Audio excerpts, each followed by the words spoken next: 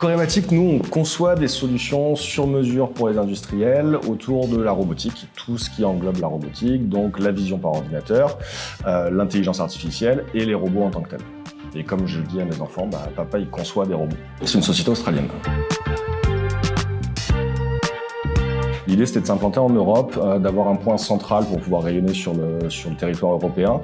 Et du coup, la Wallonie cochait énormément de cases. Jonathan, qui est un des co-founders australiens, cherchait à s'associer avec quelqu'un en local pour pas avoir à piloter une entreprise depuis l'Australie en Europe. Et donc, du coup, on s'est associé pour monter Corématic à Liège. On a 3 valeurs. Qui sont pas juste des mots sur un mur, c'est vraiment l'ADN de l'entreprise. La première valeur, c'est la passion. On est tous passionnés par ce qu'on fait, on est passionnés d'industrie, on est passionnés de technologie. La deuxième valeur, c'est la confiance. Avec le business model qu'on a, on s'engage à être excellent dans la solution qu'on délivre.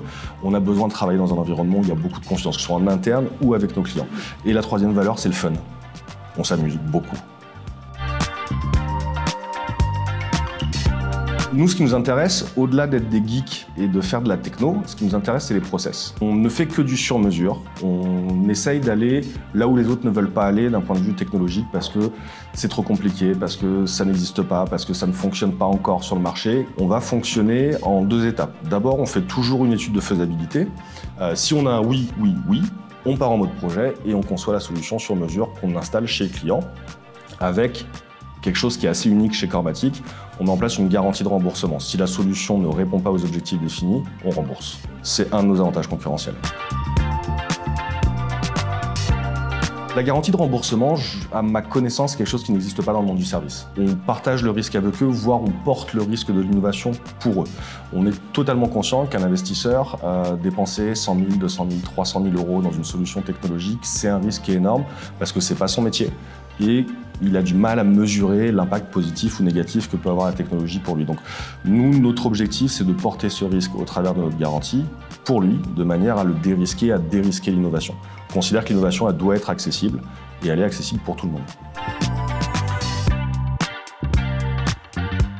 L'IA, pour nous, déjà, c'est un outil au quotidien. Moi, je pense que ouvrir les outils de LLM le matin est la première chose que je fais.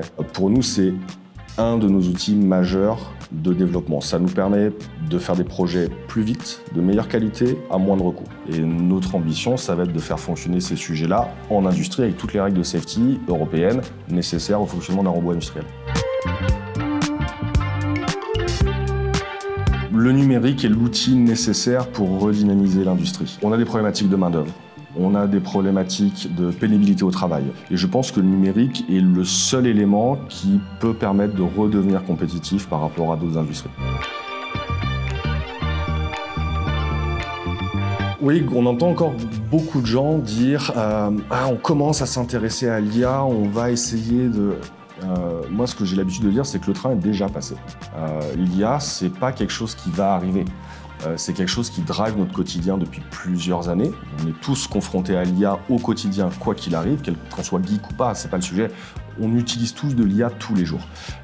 Et l'industrie y échappe un petit peu, paradoxalement. Donc le train est déjà passé. Maintenant, la question, c'est pas est-ce qu'il faut adopter ces technologies, c'est comment je fais pour rattraper mon retard.